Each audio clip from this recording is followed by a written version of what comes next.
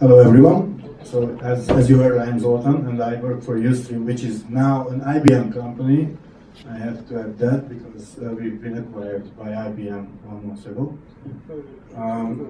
I'm now an engineering manager, but I started out as a backend developer. So I took part in building our core architecture, and we learned a lot about scaling and stuff like that during that process. So I hope I can give a good overview of this to you, and I hope you will find it useful. So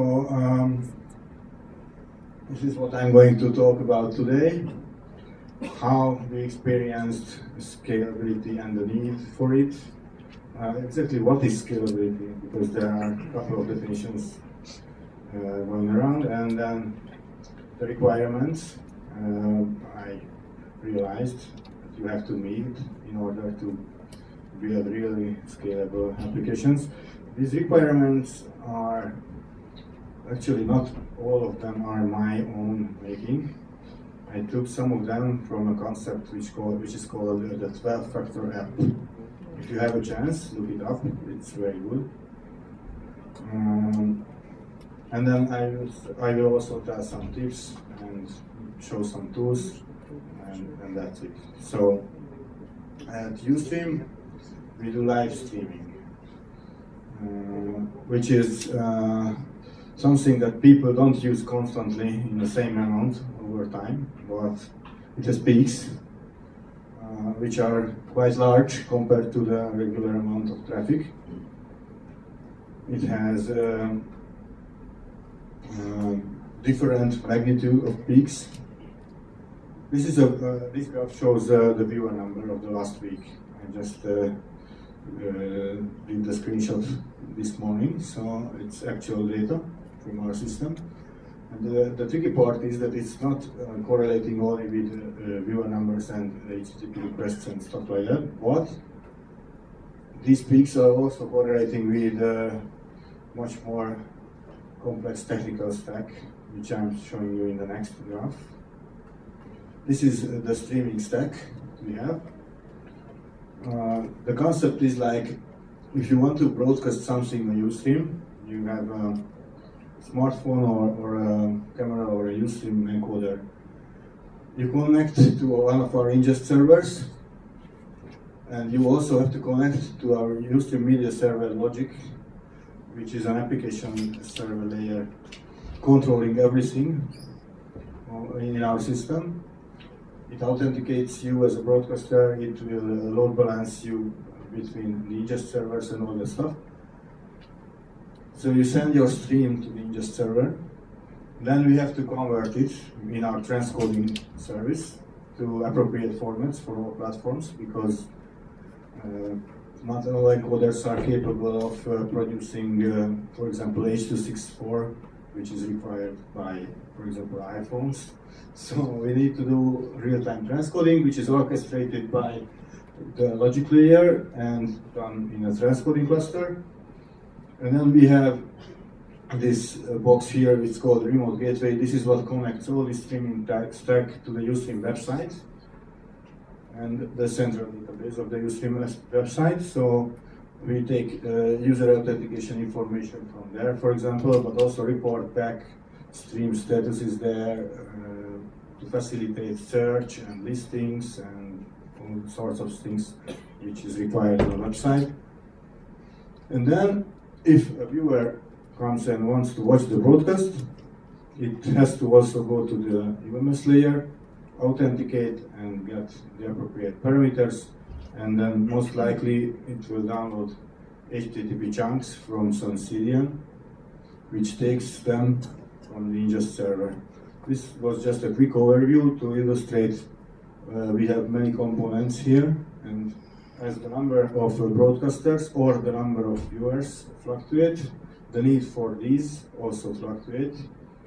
And so these are not just like we have a transcoding application there, but the transcoding cluster actually looks like this. It's intentionally blurred because I cannot show it off because of intellectual property reasons, but I wanted to illustrate the complexity here. So yeah, we have a central zookeeper there, and then we have the transcontroller nodes, which are orchestrating the transcoder servers and the proxies and all the different components. So the transcoding stack itself consists of 7 or 8 different services. And that's only one component on the first diagram. So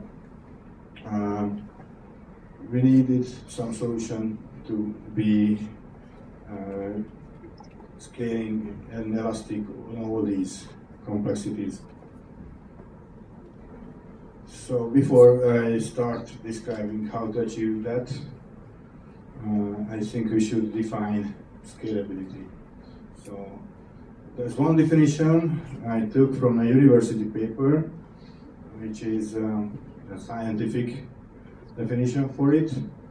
It says scalability is the ability to handle increased workload by repeatedly applying a cost-effective strategy for extending the system's capacity. So in human words, it means that your application is scalable if you can increase its capacity by adding some similar things to it repeatedly. The other definition is from Theo Schlossnagel, and he is great author in the topic of scalability, actually. So if you have a chance to read some of his books, that's a good idea. So he says that scalability is how well a solution to some problem will work when the size of the problem increases. And the other part is when the size of the problem decreases, the solution must fit.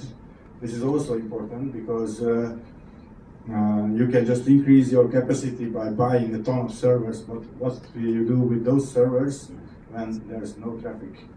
So yeah, you have to decrease. And now I will move on to the design principles you should follow when building applications to scale. First of them is we call self-contained service. This means that any single service must be able to operate on itself. You have to explicitly find out, declare, and isolate all dependencies. And your code base should be able to run on itself, so you should, for example, use static linking if possible, or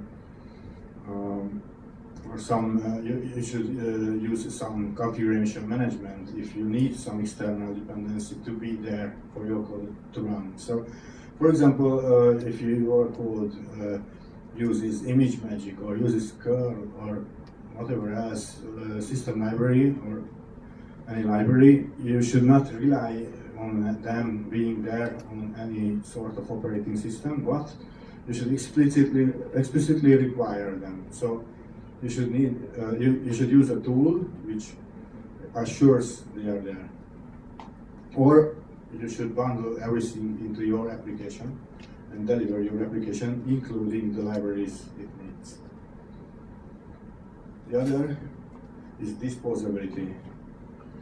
This means that a process should be able to start or stop at any moment. It's to maximize robustness. So if you are able to quickly start up any number of processes, then you can easily accommodate increasing traffic. And of course, you need to be able to shut them down if they are not needed anymore. We like to use Linux signals for that. Sigterm is fine. But also you need to be able to handle sudden deaths. For example, if a server dies or something goes wrong and it loses network connection or something like that, the tasks it was doing must be done by some other process. So you need some queue, some robust backend which handles the rest of the processing services.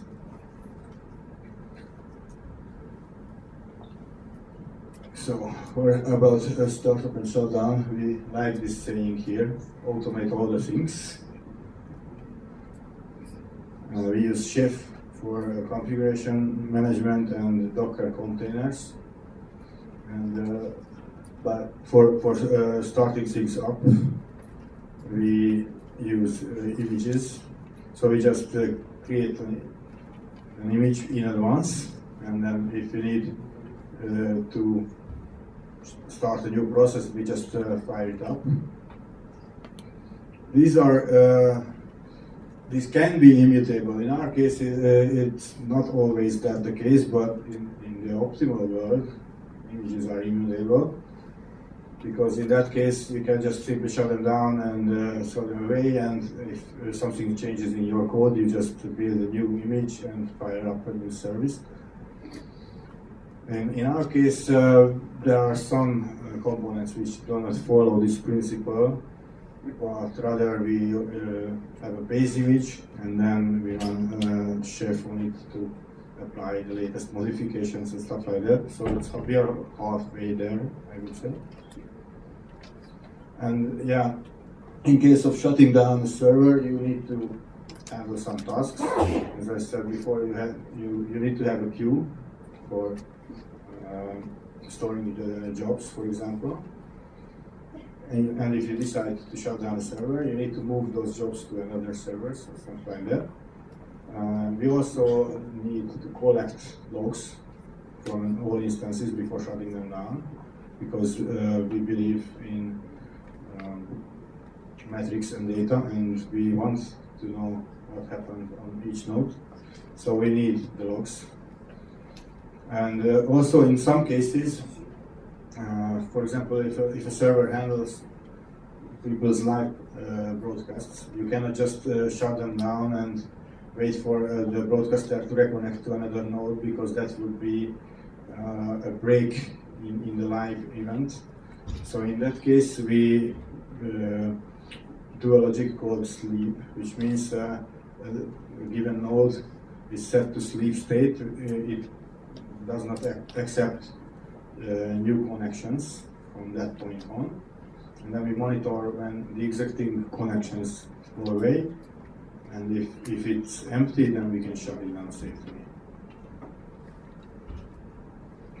The next thing I have to talk about is backing services. The illustration is not very good, sorry, but backing services here, it shows that the application can have any number of other services, which depends on, like MySQL database, or Amazon, or Twitter API, or an email sending service, or whatever sorts of external services you can imagine. You can depend on them. You need to treat them as attached resources, and your application should make no distinction between local and remote and third-party services. You should just specify them in a configuration, and this means that you are easily able to swap them out for each other. And we love the concept of exporting services via port binding. So it's like if it's a container, we just specify which service listens on what port, and it all lives in a configuration. And via exporting services, any number of your application can become a backing service for another application. So you can chain them up. And there's one more thing here. We need processes and concurrency even within a single server. So we love the Unix process model, and we try to split things up based on workload. As the illustration shows, you can have any number of distinct processes. We split split them up by work type, and they share absolutely nothing. So they just receive the task to do, and they do only that. And so if you do it like that, you can anytime add any number of new processes to it, because they won't interfere with each other.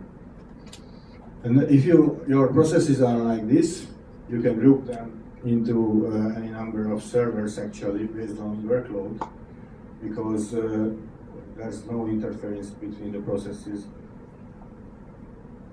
How to achieve this statelessness in practice is not very easy, but first of all, you have to store everything in an external data store, in the packing service or something like that, but not in the application. We do it like aggregate data within the application threads, and we have two tools here for this aggregation. One, Chandra is a configurable counter aggregation. It means it can increment counters based on certain patterns. And then we have this aggregator service, which is a MapReduce-like engine for getting data from similar nodes in case of any number of nodes. The thing is that you have to store that externally, so you have to find some scalable data store for that. That is not very simple. We experimented a lot with different data stores. We found that each of them has strengths and weaknesses.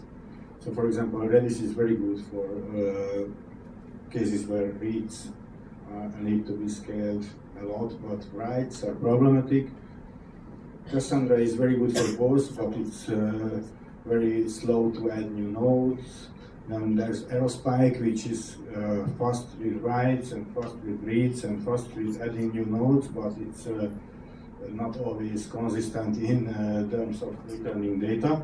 So yeah, you need to experiment with them and find the one which fits your use case. And you need to handle user session data like this.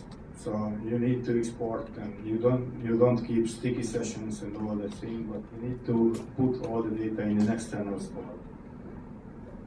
You need to constantly monitor this thing, because monitoring is the basis of the application state and the decisions you need to make around scaling.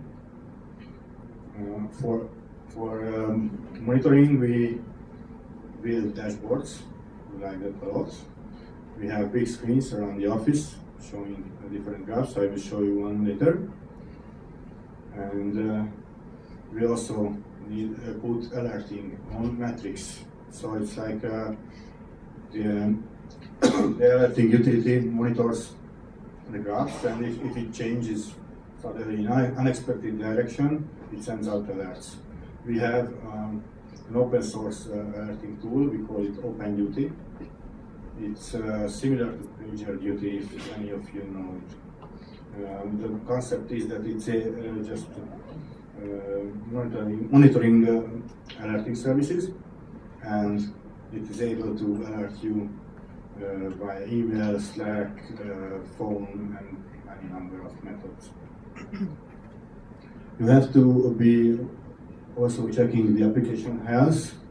We use self-check for it, and you have to be able to remove the nodes which are failing. And you have to be able to monitor capacity of the cluster. And so if you see an increased trend of need or a decreasing trend of free capacity, you have to act on it. So we report everything to Graphite. This is how we collect the metrics. Also, we use New Relic in some cases, and we also write everything into log files. So we have the chance of reprocessing it later with other tools if we find something new. As I said, our applications are self-aware and they keep checking themselves. And we maintain a cluster state.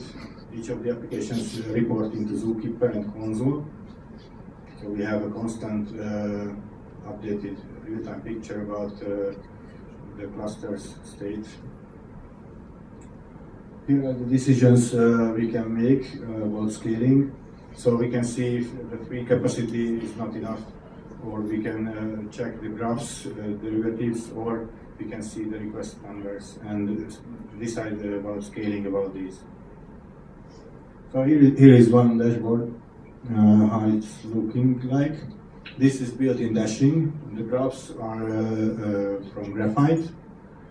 And yeah, we have a place for energy selects here. Some of them are warning already. But and we have a lot of these. Basically, each team has one or two big screens with dashboards like this. So they just look there, and they have a continuous impression about the state of the system. So a few words about load balance. Sorry, I have to.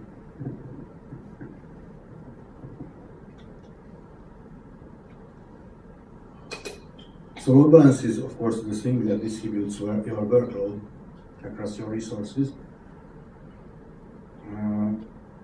It's mostly aimed to utilize your resources efficiently, but also you have to provide the appropriate resource for each task.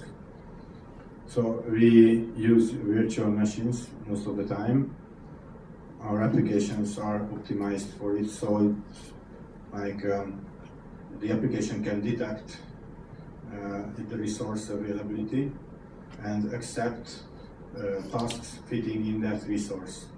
So, for example, it can adapt to CPU capacity or disk size.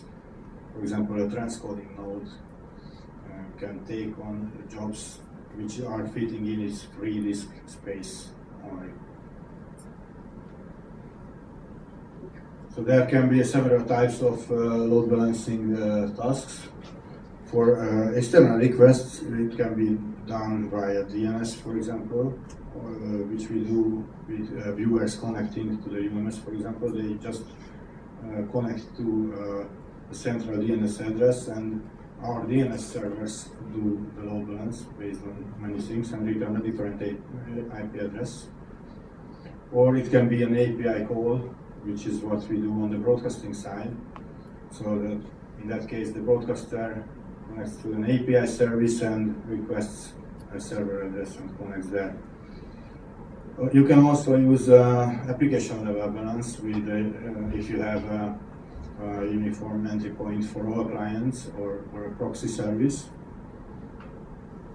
You can balance based on these and many more. These are the most important in our experience. So you can, of course, load balance based on load. So select the server with the lowest load, for example, to serve the request.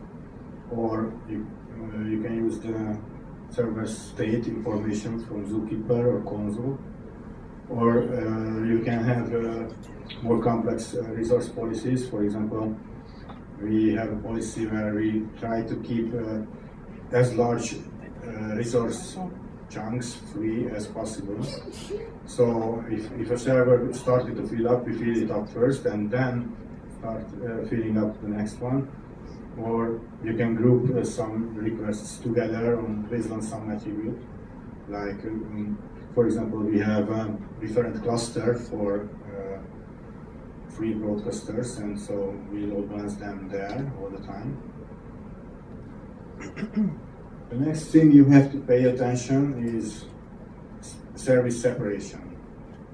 This means that failure is inevitable, so things will fail in your infrastructure. It can be hardware issues, it can be network issue, it can be any sort of thing. So you have to protect yourself from the effect of these failures.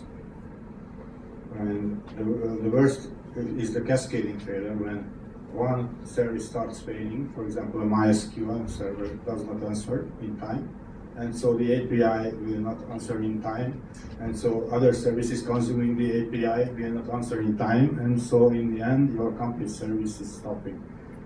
This is what you have to avoid by decoupling the services from each other. One good method to achieve this is called fail fast. It means that you should not wait for long timeouts, but rather you should return an error response in all of your components very quickly if there's something wrong. In that case, the other components at least won't waste all their resources on waiting your failing component. And yeah, you should move towards asynchronous communication between your components. So introducing message queues and other distributed methods. It will help to decouple your services. You can also do rate limiting. It's a very effective way of protecting your services from each other. It works like, okay, this API endpoint can accept 100 requests per second. The rest requests will fail automatically. But the API endpoint will not get overloaded, so it will be able to work on. There's also the circuit breaker pattern we use extensively. It's, I think the concept is originally from Martin Fowler. It's used widely by, for example, the Netflix guys and other people. The pattern itself is like you have a switch which monitors constantly the response times of an API endpoint, and if the response times or the status codes start to indicate some abnormal operation, then the circuit opens, so the switch is turned off, and the requests won't go through and won't even reach the API endpoint, but rather the circuit breaker will return a failure response instead of that. So the API endpoint, which is being protected by the circuit breaker, has some time to rework its lag and return to normal operation. And after a while, the circuit breaker will start letting through a number of requests, and if they return with acceptable response and in acceptable time, then it will gradually open again for the traffic. That's how it works. There's a Netflix library implementing exactly that. It's called Histrix. It's very good, and we use it a lot actually for this. And the main point is that it's better to return a failure than to overload. And so some closing extras at the end before the questions. We added a lot of debugging features on all our applications, and I strongly encourage everyone to do that. Write a lot of logs. Actually, you should never stop writing things to a log because of the infrastructure guys tell you that the disk will fill up. It's like you should rather promise them that, okay, then we have to build a log collection service. We built one with Fluentd and Elasticsearch. So we log everything, we collect the logs to a central place, and we have tools to analyze it. This is very good. You can use it for monitoring, you can use it for debugging, and you will find it very useful in the long run.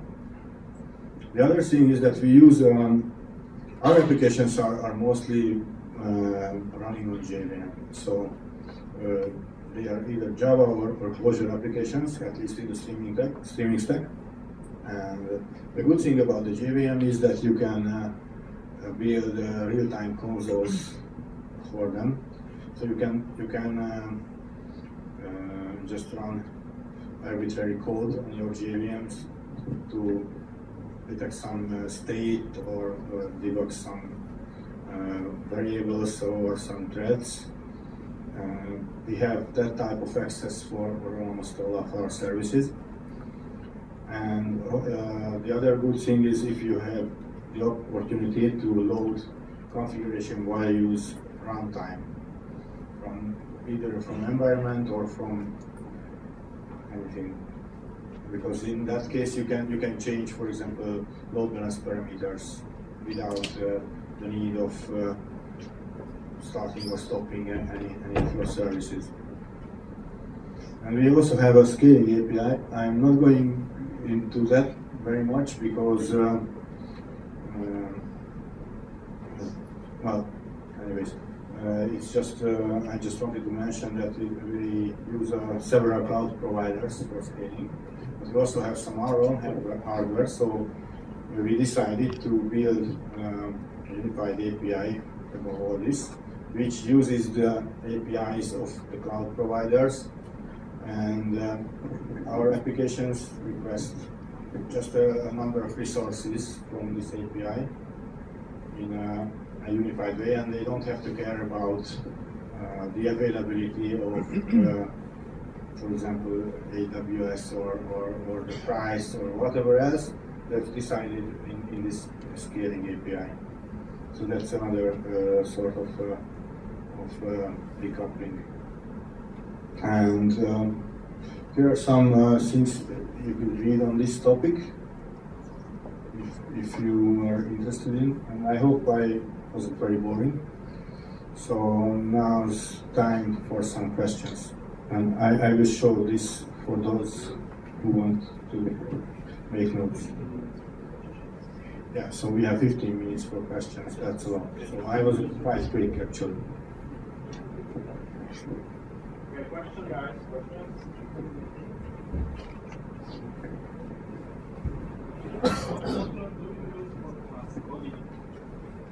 So the question was, what software do we use for transcoding streams? It's our own. The real-time transcoding is written in C. It's orchestrated by a Clojure application. And the underlying libraries we use are X264 and FAAD and stuff like that. The C libraries for codecs. And any other question? Yes.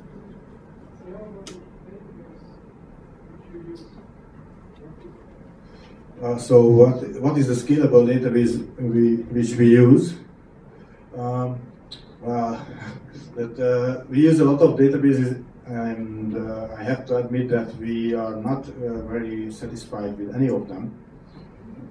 But it depends on the use case. So for the website and the central database of the Useful platform, we use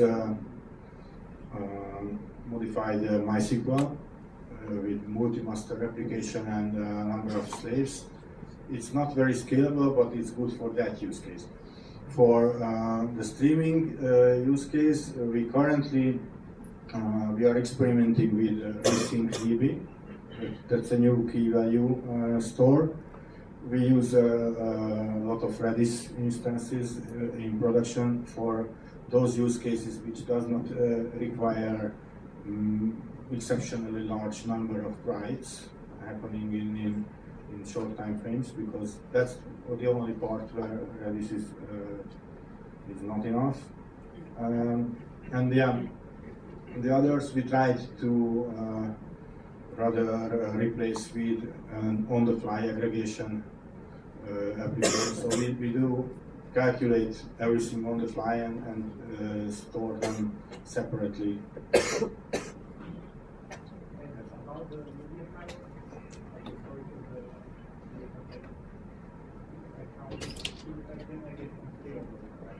Yeah, so is the storage of the content scalable? Yeah, sort of. In our newest architecture, we use an object storage called Ceph, which can span any numbers of nodes. So it's not as dynamically scalable as we would like to, but we are able to add nodes to it quite easily in case it's getting filled up. And it provides a lot of important features like load balancing between its nodes. it doesn't store files. You upload files to it, but it stores them split up into small objects and distributes them in its network. So that's the company. Sorry?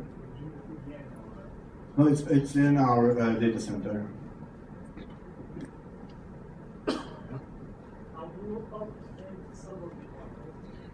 So how do we orchestrate the server deployments? We start them up with the cloud providers APIs, or in our own cluster we use OpenStack, and then we use Chef to deploy the application instances.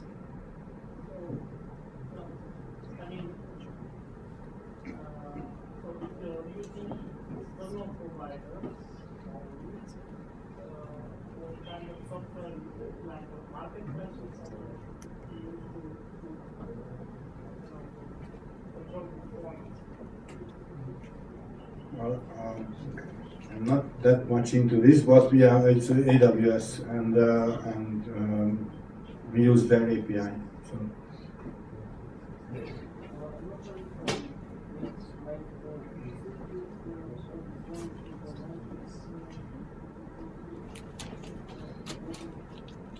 Sorry? So what's our storage for the analytics data? For the logs, we store them in S3 and process them with Hadoop. And for the real-time analytics, we use our own aggregating application calculating counters, and then we store the snapshots of those counters periodically. So these are just numbers. We store them in MySQL. Any other question? Okay. Is our scalability API open source? Unfortunately not, but we wanted to open source a lot of components of it. This got a bit complicated now with the IBM acquisition. So first we have to discuss this matter with IBM's lawyers, and if they approve, then we will open source at least parts of it. I saw somewhere Docker, but I didn't know where you're using it.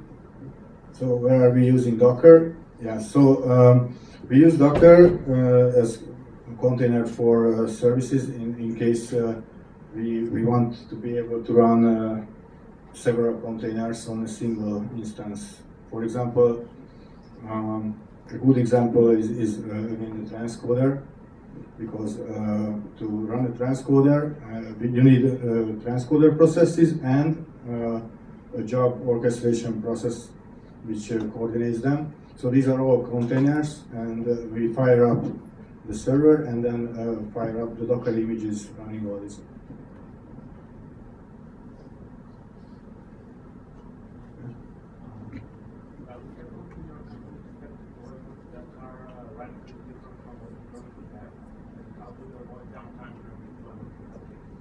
Yes, so how do we avoid downtime during deployment if the new version is radically different from the older one? We use two policies for this. One of them is we have a couple of clusters separated from each other. We have a beta cluster, then we have a live, and then we have one for the VIP users. And of course, we have the test, but that doesn't matter. So the code is first deployed for the beta users into the beta cluster. Then we monitor it there for about a week, and if it's stable, it can move on to the live cluster. And if it's stable there, it can move on to the VIP. That's one. And the other thing is we use rolling restarts within a cluster. So it's done like we take a couple of instances out of the cluster, update them, put them back, take the others out, update them, and put them back, and stuff like this. If there is an incompatibility between the old and new version, which would prevent us from doing this, I cannot recall the case recently when that would happen, but in that case, we would probably do by starting up a new copy of the cluster. For example, let's take the beta cluster. We would start up a new copy of the beta cluster with the new code base and reroute clients from load balance to the new cluster and then shut down the old one. So this needs temporarily higher number of resources. On the same topic, how to improve rolling back something. Yeah, so what's our process for rolling back? It's like, because the images are built from packages and the packages are generated from revisioning system tags. We have all the packages in the repository. We can just generate an image from the previous package and deploy them.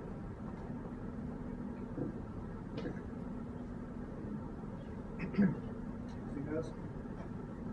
We have 5 more minutes for questions. Okay. Can you give us an idea of how large is infrastructure? How large is our infrastructure? I guess it's currently around 300 nodes, something like that, plus the storage, which is around 2.5 petabytes. And how many developers drive all this? How many developers do we have? It's currently, I think, around 60. 50, 58, 60, something like that.